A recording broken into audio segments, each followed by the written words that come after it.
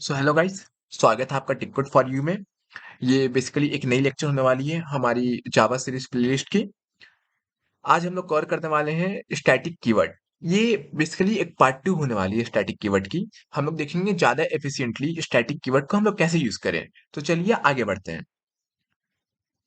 तो अगर आपको याद होगा तो मैंने पिछले लेक्चर में ये कोड बताया था, बट मैं लास्ट में भूल गया था कि ये लास्ट में बनाने के बाद मैंने इसको टर्मिनल पे शो नहीं किया था।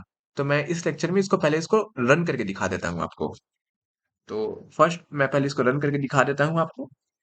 तो आप देखिए कि यहाँ 10 10 10 तीनों शो कर दिया। ये तो आपको मैंने पहले कवर कर दिया था स्टैटिक मेथड कैसे काम कर रहा है। दिस स्टैटिक मेथड 3 बार है, उस पर देखिए 10 10 10 भी शो हो गया। तो ठीक है, हम लोग देखते हैं आगे। तो आगे मैं इसमें क्या करूंगा, मैं इसमें कुछ चेंजेस करने वाला हूँ।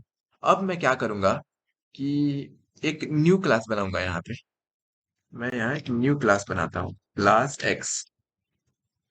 और इसके अंदर मैं मेन बनाऊंगा। मेन मेरा बनाने की क्या जरूरत है, एक्चुअली मेन मेरा पहले से बना हुआ है। तो मैं सिंपली क्या करता हूँ, इस मेन को यहाँ से कट करके इसको यहाँ डाल देता हूँ। ओके, ठीक है। और ये कुछ और कट हो गया एक्चुअली, कि यहाँ पे क्या कट हुआ है।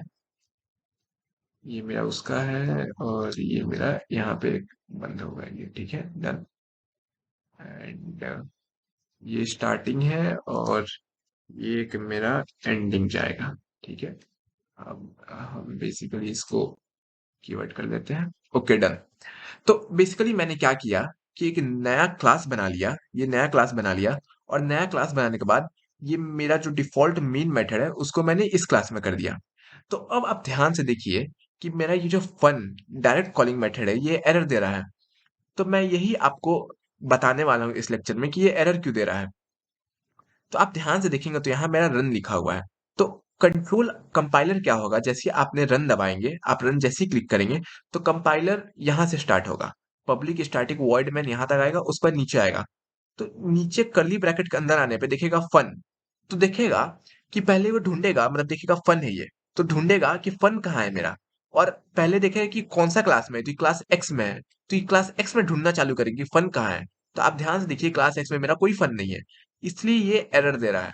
इसको अगर आप मान लीजिए अपने क्लास को चेंज कर दिया, यहाँ पे मैंने static variable and static method को दूसरे क्लास में बनाया और मैं कॉल कर रहा हूँ एक दूसरे क्लास में। तो आप अगर एक दूसरे क्लास में कॉल करेंगे तो आप डायरेक्ट कॉलिंग नहीं कर सकते, बिकॉज कंपाइलर यहाँ कंफ्यूज हो जाएगा कि आपका फन मेथड है कहाँ।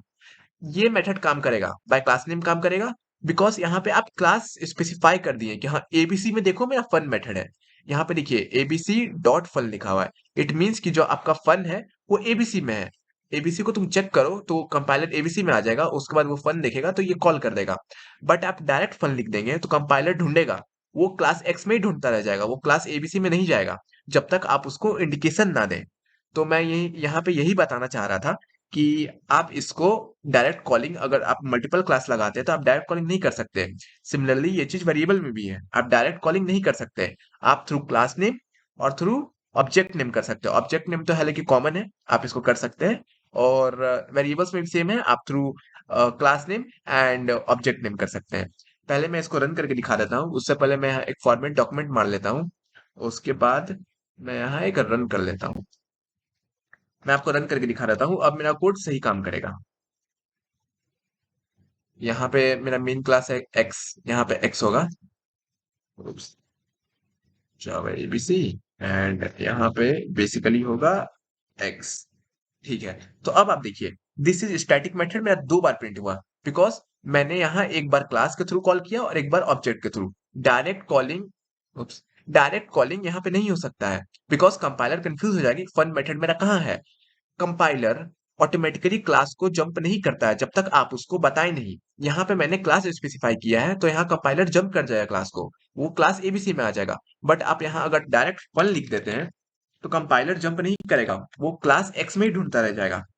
आप देखिए मेरा यहाँ एरर रिफ्लेक्ट कर रहा है। आप देखिए मेरा यहाँ एरर रिफ्लेक्ट कर रहा है, देखिए यहाँ पे मैसेज भी आ रहा है, the method fun is undefined for type of type X. It means कि क्लास एक्स में आपका मेथड फन है ही नहीं। यही बोल रहा है कंपाइलर, क्लास जंप नहीं कर सकता जब तक आप उसको इंस्ट्रक्शन ना दें। तो मैंने यहाँ इंस्ट्रक्शन दिया कि एबीसी में फन है, वहां देखो, और ये तो ऑब्जेक्ट बना हुआ है, तो ऑब्जेक्ट क्लास एबीसी का ही बना हुआ है, तो सिंपल सी बात है कि वो एबीसी में ही जाएगा। बट यहाँ पे किसी का ना ऑब्जेक्ट बना है, ना क्लास के थ्रू कॉल कर रहे हैं, ना कुछ कर रहे हैं, तो इसीलिए ये एरर रिफ्लेक्ट करेगा। होप सो आपको ये क्लियर हो गया होगा। आगे बढ़ते हैं। अब आगे मैं क्या करता हूँ, इसको मैं थोड़ा और हल्का कॉम्प्लेक्स बनाता हूँ। तो आप ध्यान से देखिए, मैं इसको हल्का कॉम्प्लेक्स बनाता हूँ।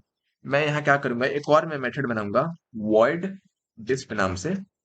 मैं यहाँ डिस्प नाम से मेथड बनाऊंगा। मैं बेसिकली अब कुछ नया नहीं बता रहा हूँ, बट मैं बता रहा हूँ कि क्लास डिफरेंट हो जाए तो आप फन मेथड को भी कैसे यूज कर सकते हैं। इट मीन्स कि आप direct calling bye function name कैसे कर सकते हैं। तो मैं यहाँ बेसिकली क्या करूंगा कि इसको यहाँ से कट करके ये फंक्शन में डाल दूंगा। मैं अब सब कुछ फंक्शन में कर रहा हूँ, और ये फंक्शन को मैं स्टैटिक बना दूंगा। ये कोई नया कॉन्सेप्ट नहीं है, बस मैं आपका एक दिमाग खोल रहा हूँ कि कैसे कैसे प्रोग्राम को मैनिपुलेट किया जा सकता है। अब मैं क्या करूंगा कि अब आप ध्यान से देखेंगे तो मेरा ये जो वॉइड डिस्क का स्टैटिक मेथड है, ये मेरा सेम क्लास में है, क्लास एक्स में ही है, और मेरा मेन मेथड भी क्लास एक्स में है। तो अब मैं डिस्क मेथड को डायरेक्ट फंक्शन नेम के थ्रू कॉल कर सकता हूँ। बट आप ये फन मेथड को डायरेक्ट फंक्शन नेम के थ्रू नहीं कर सकते, क्योंकि फंक्शन नेम मेरा एक दूसरा क्लास में है, और मेरा मेन क्लास एक दूसरा क्लास में है। बट आप यहाँ देखेंगे तो मेरा डिस्प मेथड सेम क्लास में है, जिस क्लास में मेरा मेन है। तो मैं यहाँ डायरेक्ट डिस्प को कॉल कर सकता हूँ। अब मैं इसको भी आपको रन करके दिखाता हूँ, तो ये सिंपली रन हो जाएगी। मैं इसको सिंपली रन कर देता हूँ। सिंपली क्लास यहाँ एक्स होगा, एक्स होगा। देखिए, ये सिंपली यहाँ पे रन कर गई।